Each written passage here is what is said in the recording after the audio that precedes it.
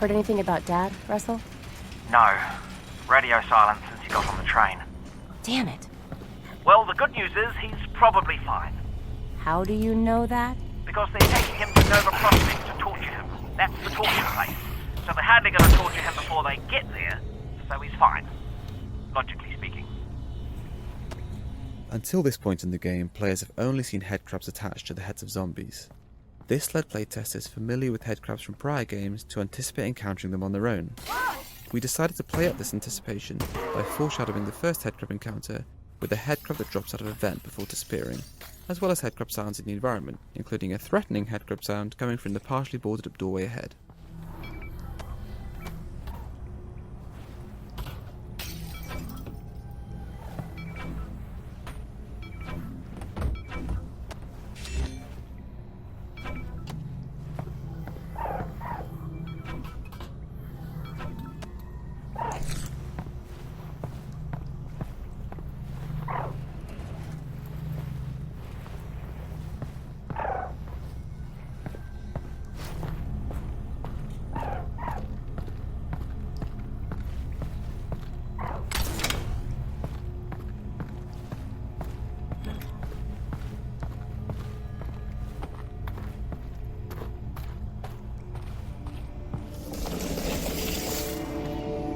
Russell, are you seeing this? Possibly. Are you seeing floating garbage?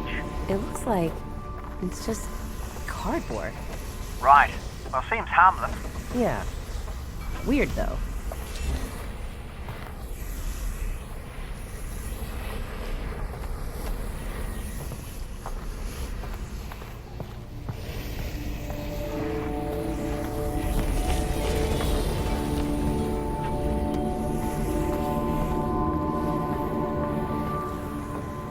What is that?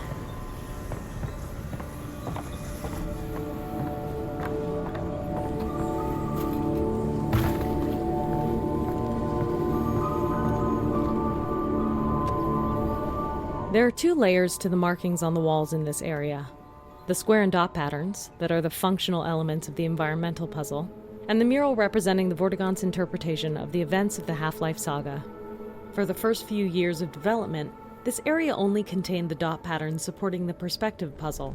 But as we fleshed out the rest of the level, we found that playtesters responded especially positively to the Vortigaunt's wall markings leading up to the hideout.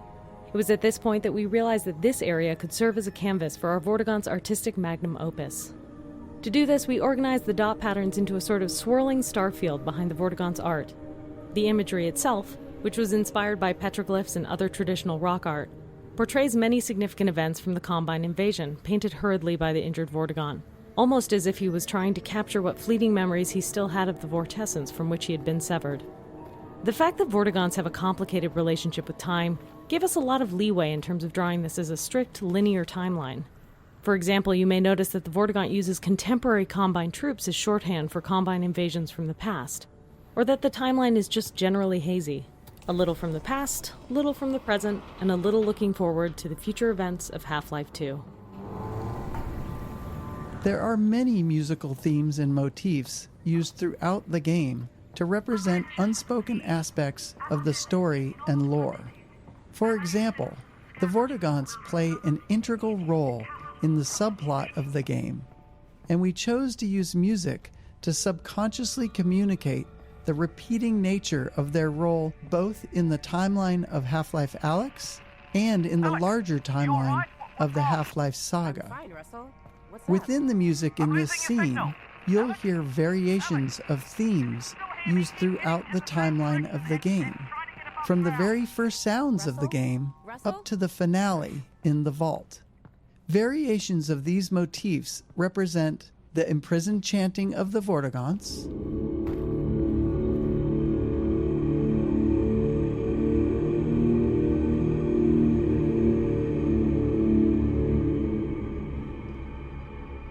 the extraction of their energy to confine the G-Man,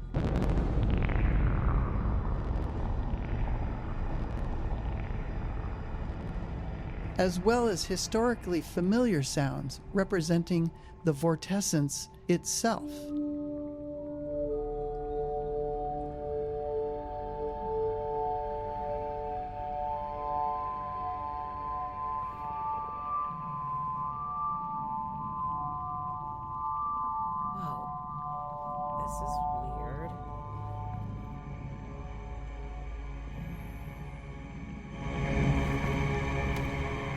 During our earliest attempts to raid Alyx, our instinct was to have her react to absolutely everything.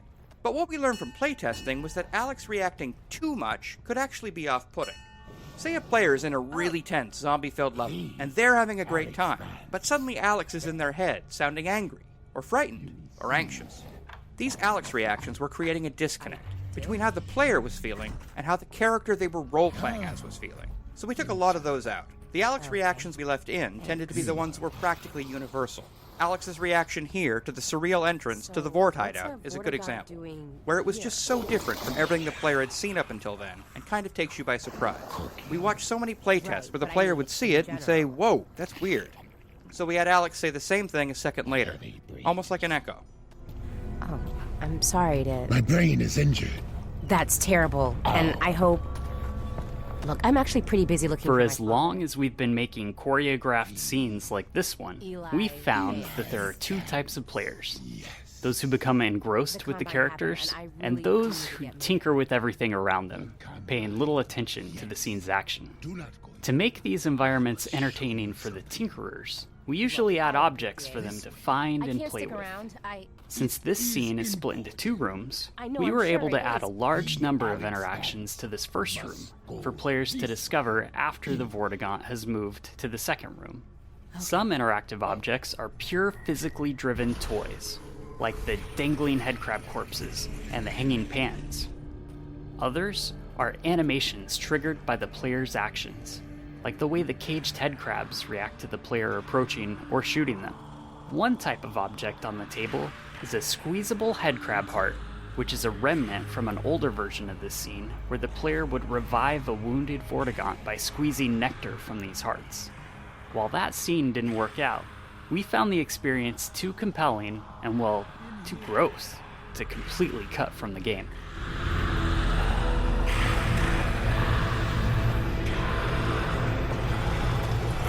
The fundamental challenge of any choreographed dramatic scene like this one is making sure that we entertain the player without undermining the delivery of critical gameplay information. In this case, the player needed to leave this scene with the knowledge that the Vortigaunts have been imprisoned and that the player should seek the Northern Star. This particular scene went through many different variations during development, from a cooking scene with an extremely traumatized Vortigaunt to this humorous version. We even experimented with an interaction where the player was required to squeeze the nectar of several headcrab hearts into the Vortigaunt's mouth to revive him. While this was a memorable and novel VR interaction that ensured the player was engaged with the scene, the interactivity on the player's part often resulted in playtesters remembering the actions they took, but not the critical gameplay information. Eventually, we ended up with this more humorous scene, which struck an effective balance between entertainment and goal delivery. Importantly, we also distributed the scene across two separate rooms, breaking the information delivery into two steps. The first room where the player meets and learns about the state of the Vortigaunt, and the second room where the player is given their new goal. Separating these physically into rooms seemed to help players more reliably retain the critical information delivered in the second room. While this scene did undergo a lot of changes, one story beat remained virtually unchanged from the very first roughed-in version. The moment the Vortigaunt tosses a headcrab carcass down to the player and yells, "Sustenance!" Right from the start, this moment always got a great reaction from playtesters and remained all the way to the final product. Courage, Alyx.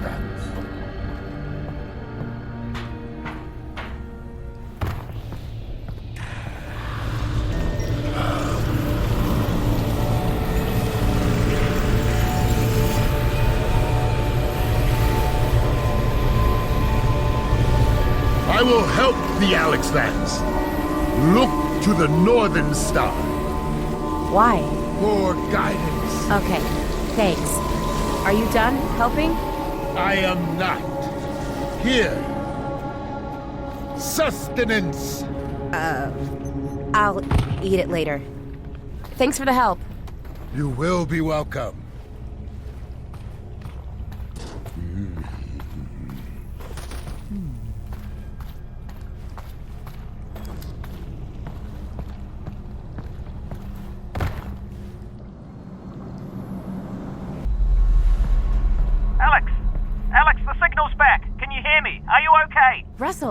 I'm good.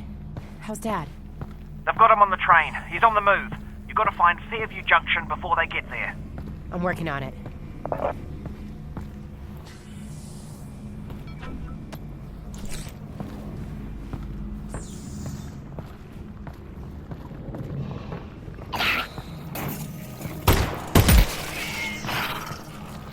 So anything happen when you We cut spend out? time on every game design element thinking about how the player is expected to learn of its existence and understand its details. Some design elements are so important that the game experience will break if the player doesn't understand them, while others may just be fun diversions or rewards for exploring the game's systems. Any required element will require work on our part to teach the player. In Half-Life, we try to teach elements in ways that feel as natural as possible, entwined within the core flow of the game so that you don't feel like the game just stopped to teach you something. We don't always succeed, but the attempts usually lead us somewhere interesting. In this case, we need to teach the players about the armored headcrab. The key elements that we want them to understand are that the headcrab is invulnerable on the top, but has a weak spot on its belly. We would also like the player to learn that the headcrab exposes its weak spot right before it jumps, but this isn't required. The player can fall back to shooting the weak spot as the headcrab scrambles around after a leap. Teaching design elements of enemies is always tricky. Players have shown us for years that it's really hard to learn something new while under attack. We've also seen that invulnerability, in particular, is a difficult enemy feature to teach. If players are blasting away at an enemy, they are often not paying close attention to the impact feedback. If the enemy is vulnerable in some areas and not others, players may kill the enemy with a spray of gunfire, not realizing that some of their shots did nothing, while others hit critical weak spots. So when we approached the armored headcrab training, we knew we'd need to do significant work. The first step was to avoid placing the player under duress by containing the enemies inside this wire fence. Next, we placed headcrabs at eye level facing the player, exposing their bright, pulsing weak spot. If the player shoots one immediately, they are rewarded with a unique death effect where the headcrab explodes into chunks. This effect is designed to show the player that they did something special to kill this headcrab, as opposed to how they've been killing headcrabs up until now. There are a couple of other pieces in the setup here that are important. A second headcrab is placed right behind the lock the player must shoot to enter the cage, encouraging the player to notice the weak spot and try shooting it. 2 more headcrabs are loose in the cage, scripted to repeatedly attack invisible points on the wire fence. This ensures they are constantly demonstrating the way they expose their weak points before they leap, and this allows players to practice hitting the weak spot from behind the safety of the fence. With any section of natural entwined training, we've observed that there's rarely any one thing that succeeds in teaching all players, nor do 100% of players leave with the perfect understanding we'd like. If player understanding is absolutely critical, we have to build a more bulletproof gate that ensures the player demonstrates understanding before moving onwards. In fact, we do just that when the player acquires the shotgun in the next area. In the case of the armoured headcrab, however, playtesting showed that we could afford to let a few players through with less than perfect understanding. This section gave them enough of a chance to experiment that they got a sense of what was going on, and further encounters with armoured headcrabs solidified it.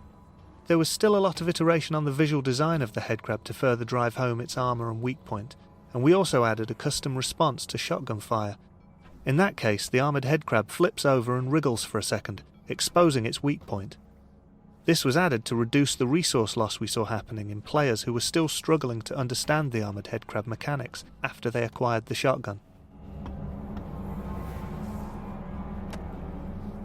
One challenge we always face when giving a new weapon or tool to the player is ensuring that they collect it before moving on. In these cases, we try to establish some kind of gate that the player can only get past using the new item. This can be especially tricky in cases where we are giving the player a new tool that doesn't fundamentally change their capabilities, as in the case of the shotgun, where almost everything that can be done with the shotgun can also be done with the pistol. In contrast, the pistol gate, where the player had to acquire the pistol before being able to shoot the lock off of the fence back at Russell's lab, was simple to design and execute. For this shotgun gate, we not only needed to ensure that the player collected the shotgun, but also that they learned how to load it before proceeding. We playtested a number of approaches to teaching the reload mechanics during combat, and repeatedly found that it didn't work. When faced with learning a new, complex task under duress, players would retreat back to using their pistol, which was a known quantity to them.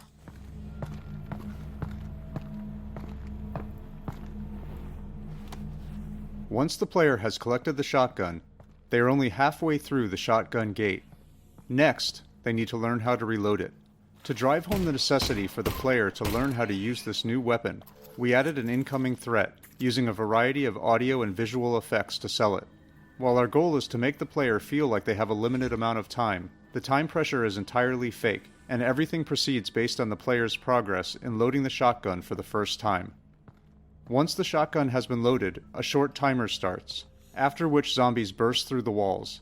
If the player happens to look at the walls before that timer is up, we abort the timer and introduce the zombies. The combination of a timer and a look trigger is a common trick used in places where we'd like the player to see a neat visual moment, but we can't wait forever or the game simply won't progress. The breaking of the walls by the zombies is the final step in opening the shotgun gate. Having new enemies open the way forward when they enter the player's space is a fairly tried and true method, but it's never one we're particularly happy with. It's always a bit too convenient and lacks agency on the player's part. But in a setup like this, which contains a novel puzzle, a new weapon, and its associated mechanics, plus an ambush, we're already dealing with a lot of design complexity packed into a small space, and further additions would complicate the scenario even further.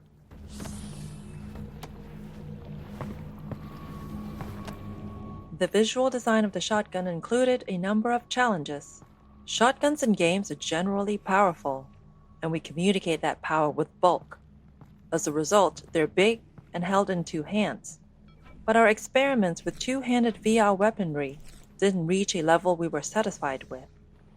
When holding a two-handed object in real life, the object itself provides a physical connection between the two hands, and that constraint allows players to stop thinking about it consciously, in addition to providing physical feedback.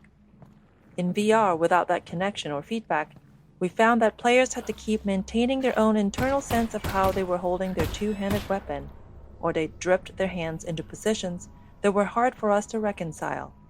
As a result, our two-handed weapons required players to play along more than we liked. Since one of our core goals with Half-Life Alyx was to allow players to fully immerse themselves by ceasing to think about what they were doing in real life, we decided to focus on single-handed weapons, including the shotgun. Our initial instinct with the shotgun design was to use a regular real-world shotgun, but modified, with a sawn-off stock and barrel so it would seem less cumbersome when held with one hand. This approach always resulted in the handle being at the rear of the weapon, and we ran into the problem where the weapon always felt front-heavy. Obviously, the VR controller in your hand wouldn't reflect that, leading to a disconnect between what you were feeling and what you were seeing. Placing the handle more centrally and underneath the weapon helped avoid this disconnect. This implied centre of mass wasn't really maintained well as the weapon accrued upgrades throughout the game, but the first impression was the most critical.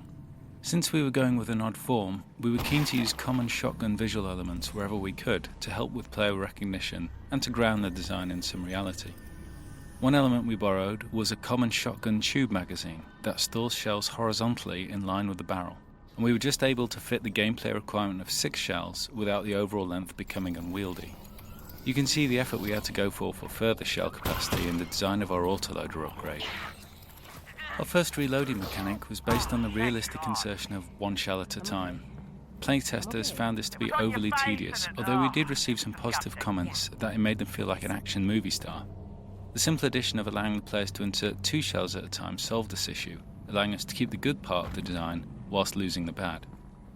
We were keen to reinforce the whole action movie star thing, and experimented with some big gesture the player could do to finalise reloading. The inclusion of a pop-up mechanism allowed us to add an additional step to the reload that further separated it from our other weapons, yet had a satisfying flick of the wrist to complete the action.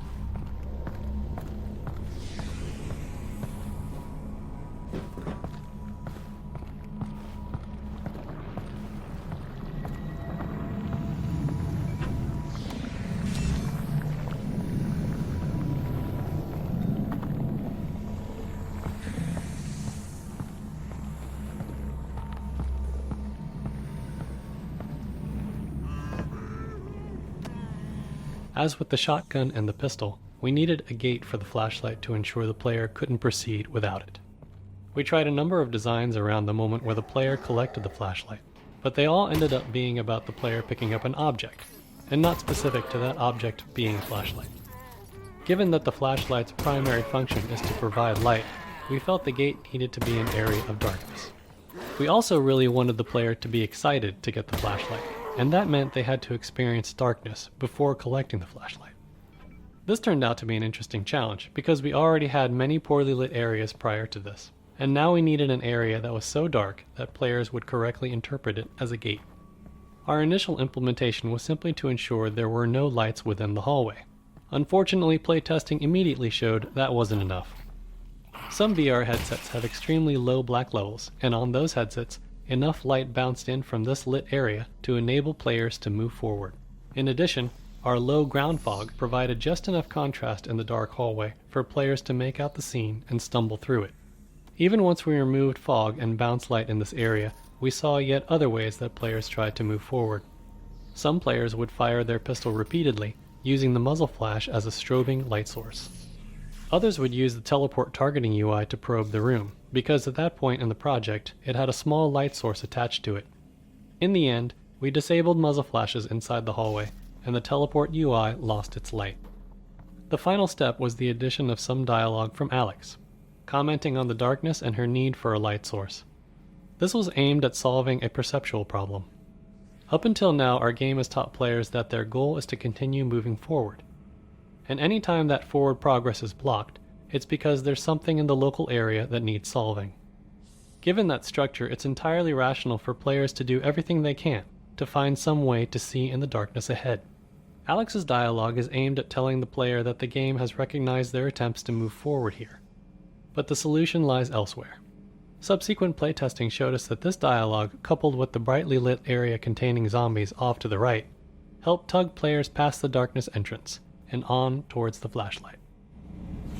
Like hacking and environmental puzzles, toner puzzles like this one are often used to relieve tension from combat and engage the player's mind in a refreshing way. This puzzle introduces a new junction type, which has 2 inputs and 2 outputs, as well as branching circuits. Functionally, it's just a simple airlock. Only one of the main combine gates can be powered on at a time, with an additional wrinkle that the smaller side gate on the return path must be powered down separately. In addition to providing a break between hectic combat encounters, this puzzle is a gameplay mechanic refresher, since it's been some time since the player has seen a toner puzzle, and the next ones start to ramp up in complexity. It is dark. Everything alright? Nope, I'm good. I'm good.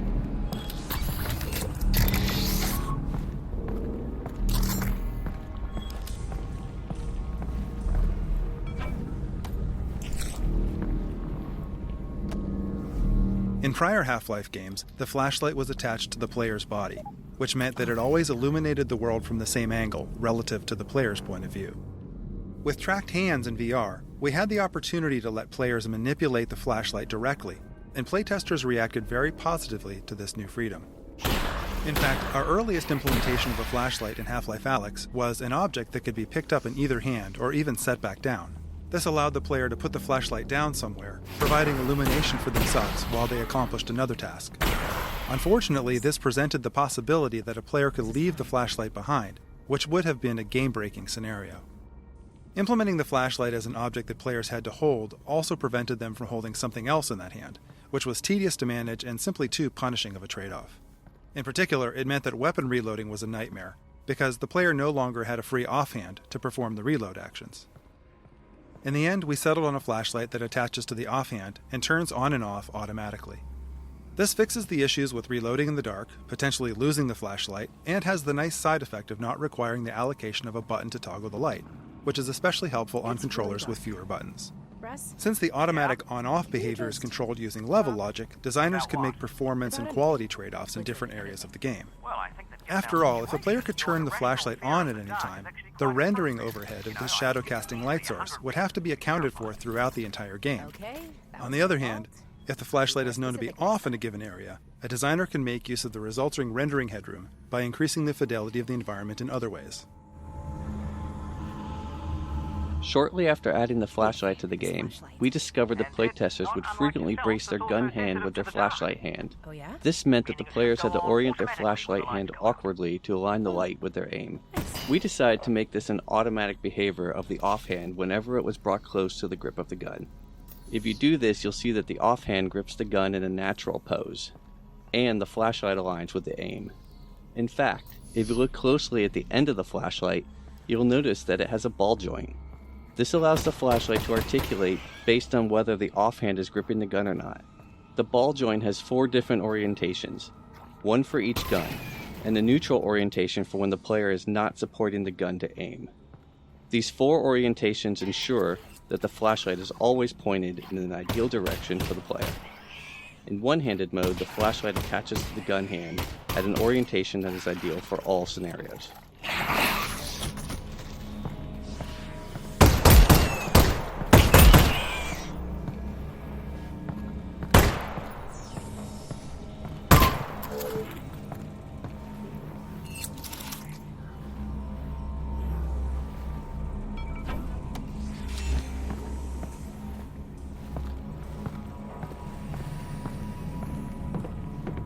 All right, Russ. Really need you to talk again. Absolutely. Be specific. Before. What was life like before the Combine? Ah, excellent. Alyx, have you ever heard of a club sandwich? Nope, not once. Right. To make a club sandwich, you need to start with bread. Not from a bread line, from a bakery across the street. Baked that day, okay? You add tomatoes, lettuce, not vegetable paste, fresh. Then you add bacon. That's from an animal we used to call the pig. You toast the bread and you put all that inside it. You guys had all that? That's insane. It is. And I'm not done. Then you add a second sandwich on top of the first one. You put ham in it, also from a pig, and turkey from an animal we used to call the turkey, and more tomato, more lettuce, and a bunch of other things I'm forgetting. It was 6 inches tall and weighed a pound and had a dozen ingredients from 5 different continents. It was the most impossible food item you could imagine in any age before ours. Wow. I know, right? That is... wow. Thanks, Russ. You're welcome, Alyx. When the writers create a new character, we try to write a variety of material from that character's perspective to help find their voice. What motivates them? What do they sound like? How do they relate to other characters? It's helpful to know the answers to questions like this early in a project, particularly when working with a team, where different people might end up writing for that character. The club sandwich story that Russell tells in this section started out as one of these writing exercises. The writing team wrote pages and pages of Russell telling Alyx stories about life before the Combine, getting irritated with her, telling bad jokes, pretty much the whole emotional spectrum. As we refined Russell's character, almost all of that fell by the wayside. We needed to do that work to get to Russell, but most of it didn't sound like Russell anymore. Later in the project, we decided to make Alyx scared of the dark, so we needed Russell to talk a lot in this section to keep Alyx company. It didn't matter what he was saying, it just had to be this voice in the darkness that she was grabbing onto. And then we remembered, hey, didn't we write a rambling sandwich monologue a year ago? And the club sandwich speech was resurrected.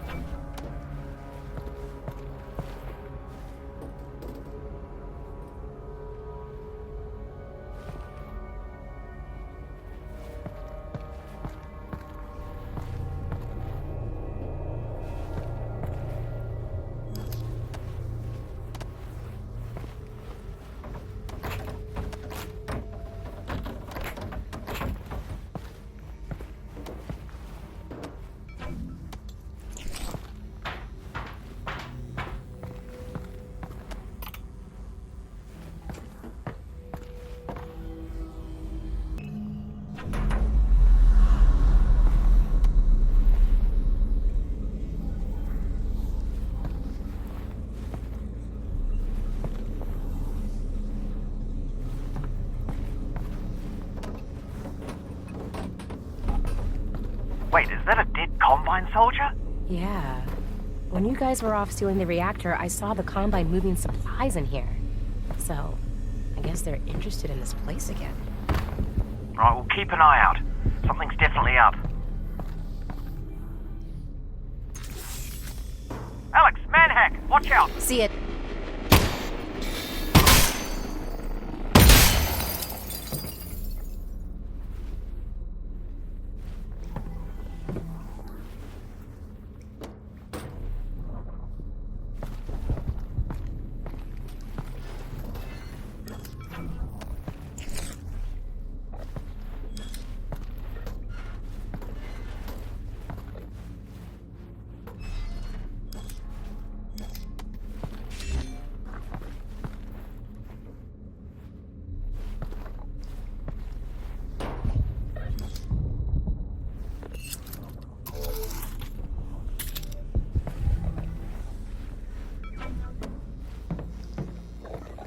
Okay, so right now, what it's like to live on Earth on a scale of 1 to 10.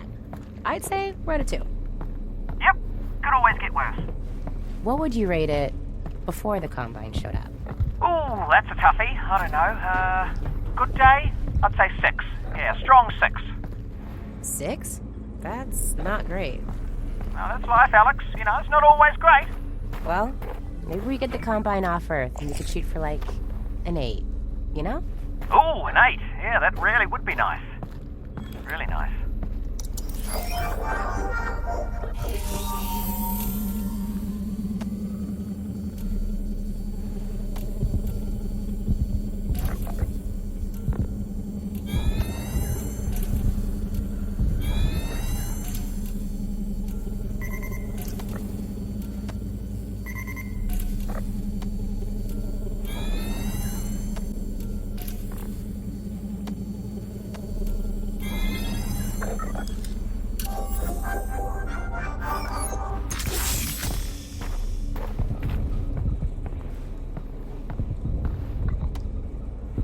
When building a Half-Life game, we try to start playtesting as soon as we can, even when we only have 10 or 15 minutes of gameplay built. We find it extremely helpful to see how players are reacting to what we've made as soon as possible. One of the major ways playtesting impacted Half-Life Alyx was in revealing how players reacted to the density of interactive elements in the world. Before we began, we were already aware that players would likely spend more time paying attention to the details of the world around them in VR, but we were unprepared for how significant this would be. Seeing some players spend 30 minutes messing around with a single interactive object really opened our eyes. As a result of those playtesting observations, we spent much of our development time focusing on the environment around the player and the level of details and interactivity to be found there. It might seem surprising that we didn't start with the assumption that we wouldn't need to spend that amount of time on the world, but the reality of game development is that we always have a finite amount of time to build a game and we're always making trade-offs. In the ideal case, we spend our finite time on whatever contributes the most to the player's experience. So, playtesting early, and thereby getting a better sense of what elements are contributing to the player experience, help us understand where to spend the limited time we have. In this case, those early playtests told us to significantly increase the amount we should budget for creating the world details and interactivity. Oh. Holy. Eesh.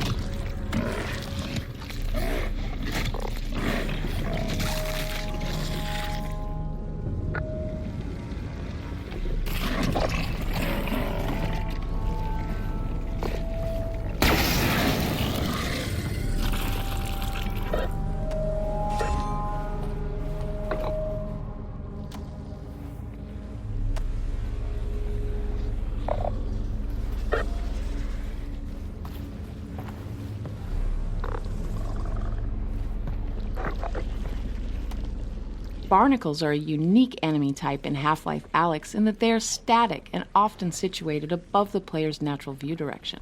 During testing in confined or dimly lit spaces, we often saw players walk into barnacle tongues without noticing them. One way we addressed this was with audio. In particular, we made idle barnacles emit subtle breathing, croaking, and grumbling sounds like the following.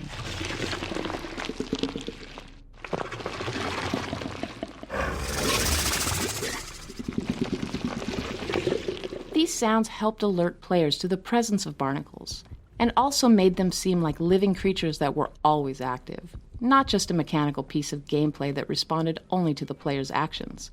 The head-related transfer functions available in Steam Audio were especially helpful, as they made it possible to accurately spatialize barnacle sounds so that the players could tell that the sounds were coming from above.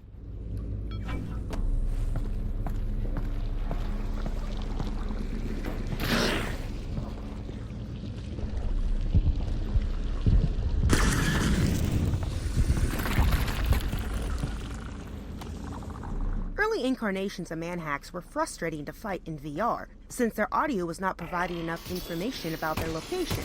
They seemed to appear from nowhere, and even when close to the player, they lacked a dramatic presence. We tried a variety of layered sounds with varying distance fall-offs, but this often created more confusion, especially when multiple manhacks were nearby. Our ultimate solution to the problem consisted of two parts. The first was to make manhacks emit the following alarm-like warning sound when they first came into range or were deployed by a Combine soldier. The second part of our solution was to add more aggressive looping sounds with short fall-off distances.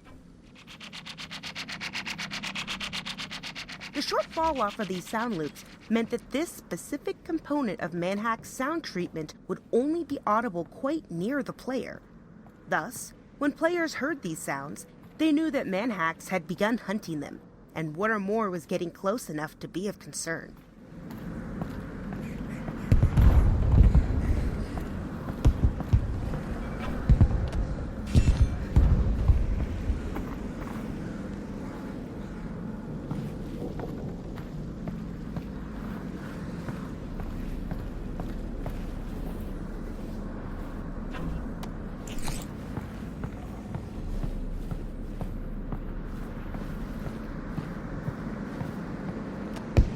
Before Final Art was added, the cramped dark area of this level did not take players very long to traverse. But as the fidelity of the game increased, players spent more and more time getting to this point. As we've learned over the years, too much time in dark underground areas can become fatiguing to players, and this is even more significant in VR. This outdoor section provides a change of pace and a brief respite from the dark. Not only does it give players something visually different and interesting to look at, it allows them to clearly see and assess threat in open space, allowing them to get some easy kills with a little stress. It was also important to provide some variety here, as players are about to head into a dark area that requires precision shooting and flashlight usage.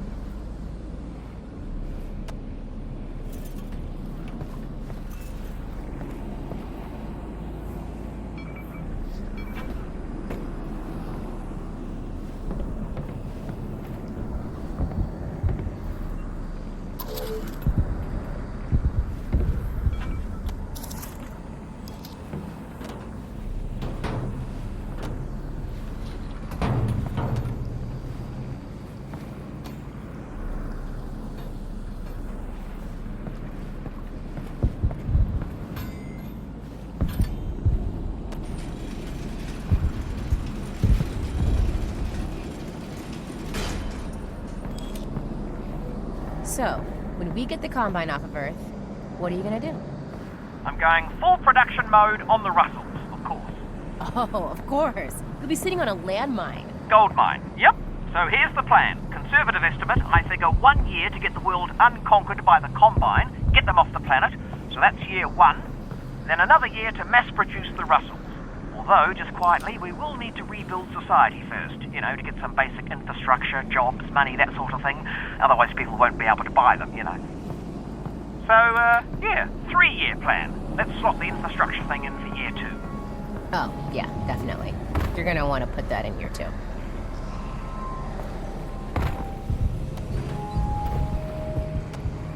This section, with a multitude of explosive barrels embedded in Zen overgrowth, was designed to switch up player expectations and change the pacing of the level. Prior to this point in the game, explosive barrels and canisters were used as offensive weapons. In this space, they're deadly to the player. If a barrel or canister does explode, it sets off a fatal chain reaction. This change in priority forces players to aim carefully and adds intensity without combat. This has the positive side effect of training players to utilize the pistol even more effectively. While the automatic alignment of the flashlight with a braced weapon is useful in direct combat, in this section we observed players taking advantage of the decoupled weapon and flashlight, as they illuminated and targeted barnacles in the intricate Zen foliage overhead.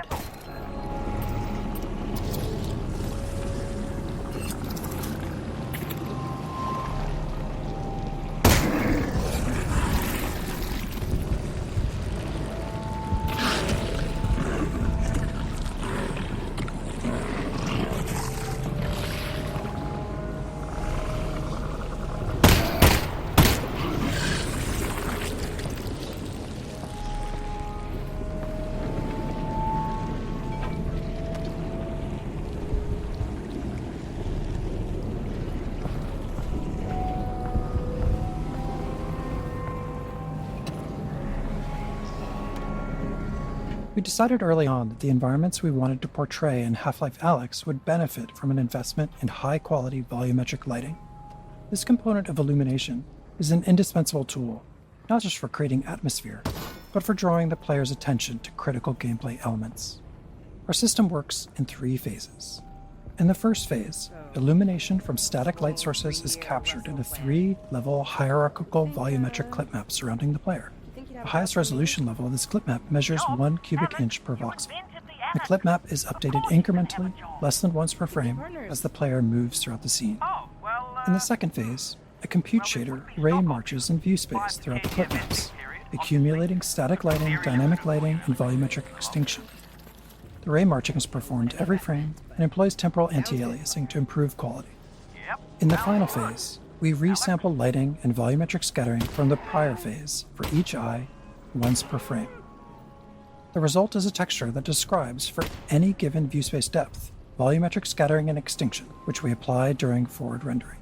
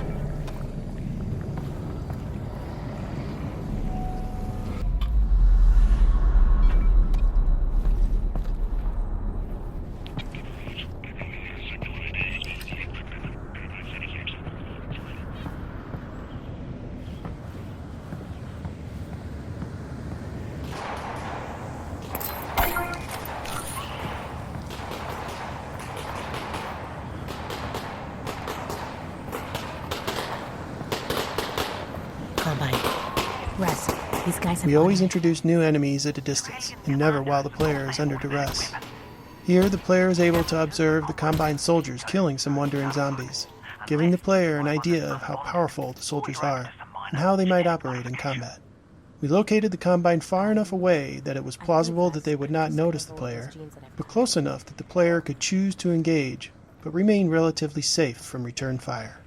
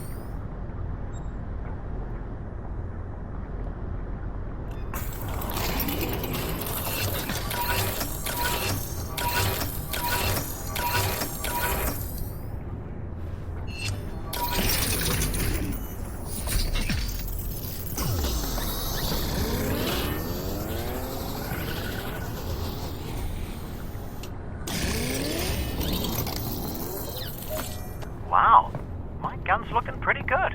Russ, come on. At this point, it's kind of our gun.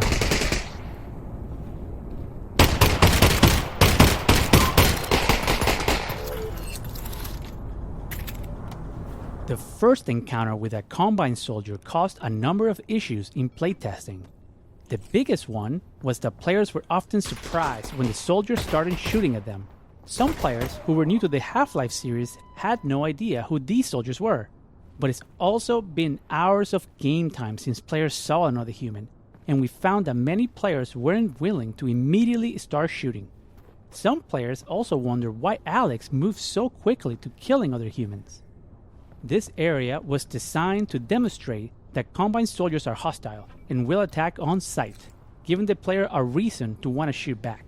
It starts with the dialogue preceding the encounter, where the player overhears the Combine discussing the problem of scavengers in the quarantine zone.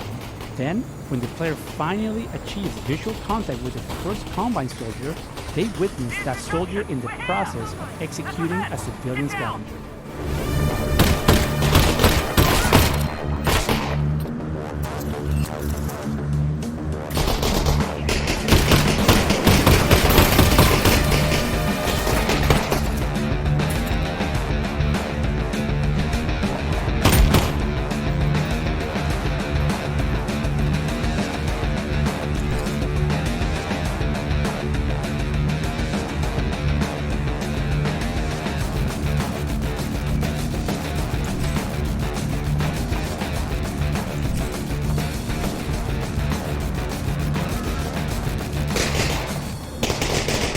Squad Soldier AI has been a mainstay of the Half-Life series, so we were excited to see how their design would be impacted by the move to VR. Our early playtesting against the Half-Life 2 Combine Soldier AI in VR immediately made a number of things clear. First, the players did not like to be shot at, and often had a visceral negative response. The soldiers frequently ran at players at full speed, firing all the while, and we discovered that the speed of Half-Life 2 combat was simply too overwhelming in VR. Also, players took longer to do everything in VR, especially the core action of spotting and aiming their weapon at an enemy while staying in cover. As a result, the soldiers tended to live much longer in VR than they did in Half-Life 2. It was clear from these early playtests that the most common reaction among players was to immediately seek cover from enemy fire. So we started experimenting with changes to the Soldier AI, aimed at building a combat experience around players' tendency to seek cover. Early experiments were focused on keeping Combine soldiers at a comfortable distance from the player, while keeping them moving around enough to not have combat become too static. To create lulls in firing for players to peek out from cover, we prevented soldiers from shooting while on the run in most cases.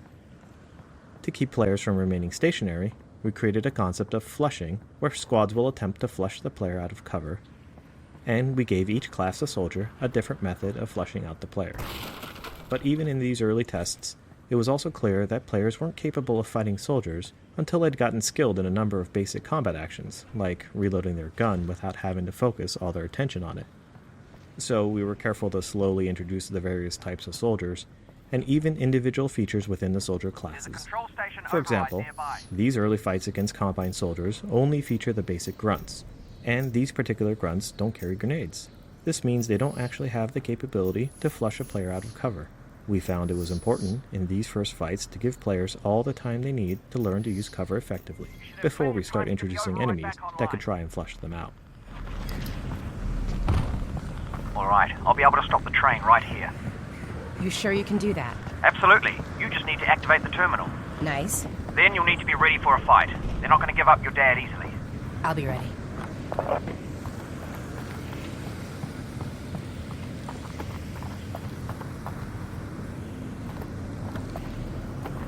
Right, that's the terminal there. I'm on it. Do hurry, though.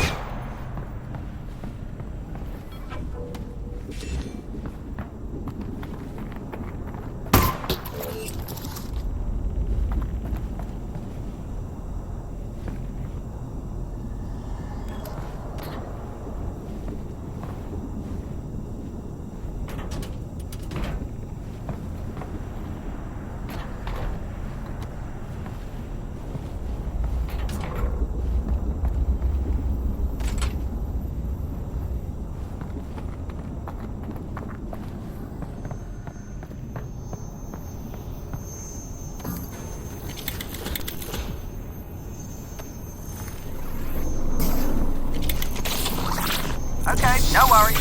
But the train is coming. Just get me in. It'll only take a second. You're doing great. Yep, doing great. No worries. No worries. No worries. No worries.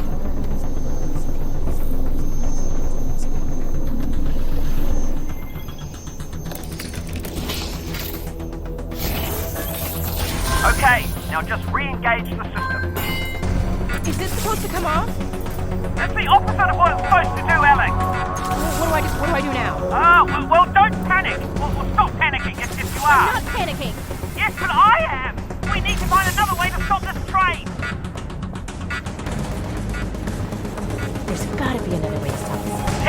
seconds, Alyx. At this point in the game, we knew we needed a big set piece, a non-combat moment to reward players for fighting their way through the dark, scary tunnels.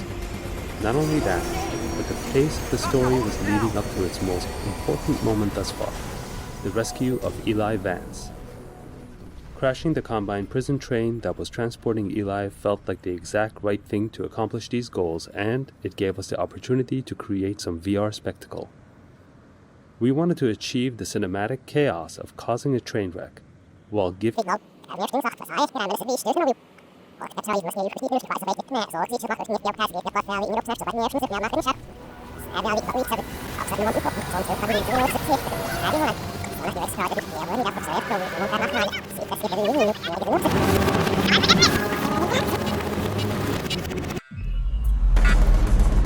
There's gotta be another way to stop this train.